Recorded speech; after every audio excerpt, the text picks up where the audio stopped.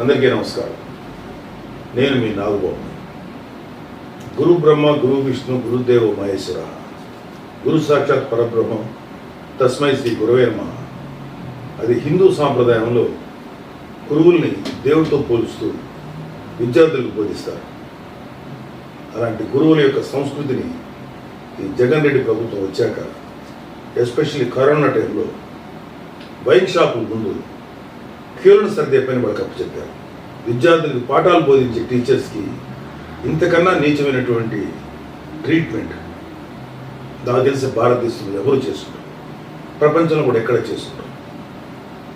Please my dear teachers, ఎవరైతే ఉన్నారో ఉపాధ్యాయ వృత్తిలో ఉన్నవారు, మీ ఉపాధ్యాయ వృత్తిని అగౌరవపరిచేటువంటి వైసీపీ ప్రభుత్వాన్ని మాత్రం దయచేసి ఓటు వేయకండి.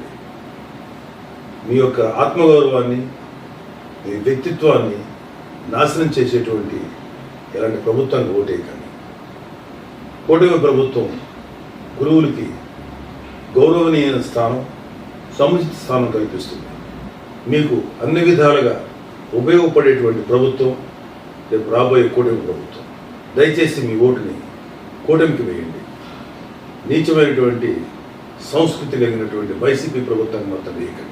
గురువుల్ని ఇంత అవమానించినటువంటి వైసీపీ ప్రభుత్వాన్ని మాత్రం మర్చిపోయి వాళ్ళకి ఫేవర్గా ఓటు వేస్తే అది చాలా పెద్ద పొరపాటు అవుతుంది. Please remember.